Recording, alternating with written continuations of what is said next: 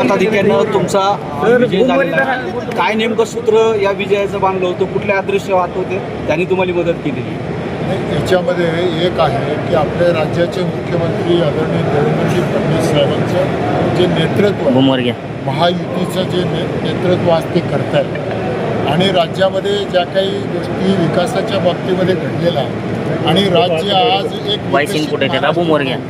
राज्याला पुढे घेऊन जाण्याचा त्यांचा प्रयत्न आहे आणि म्हणून त्या प्रयत्नाचा आणि त्यांनी केलेल्या कामाचा परिणाम त्या मतदारावरती आहे आणि म्हणून एवढ्या मोठ्या प्रमाणामध्ये आपल्याला हा विजय मिळतो. संख्याबळ पाहता महायुतीचं मताधिक्यावरचे कुठले आदर्श हात आहेत ते? याच्यामध्ये मी तेच सांगितलं, आपल्याला मतदारांना विकास हवा आहे, मतदारांना एक चांगलं महाराष्ट्र, ज्याला आपण विकसित महाराष्ट्र म्हणतो, ते विकसित महाराष्ट्र हवं आहे आणि म्हणून त्यांनी एवढं प्रचंड प्रमाणामध्ये मतदारांनी आपल्यावरती विश्वास महायुतीवर व्यक्त केला.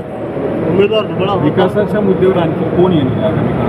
विकासाच्या मुद्द्यावर आणखी कोण संपर्कात आहे, कोण येऊ शकतो? नाही, विकासाच्या मुद्द्यावर मला माहीत नाही, येणाऱ्याचं स्वागतच आहे, परंतु मी एवढं सांगू शकतो की हा विकासाचा जो घौडदौड या महाराष्ट्रामध्ये सुरू आहे आणि या वारीमध्ये सगळेच लोक सामील होतील. पाटील साहेब, एक प्रश्न असा आहे की महायुतीमध्ये हे झालंय, त्या ओमराजे निंबाळकरांचा काही महाविकास आघाडीला फक्त बसून आपल्यात काही मतं आलीत का असं?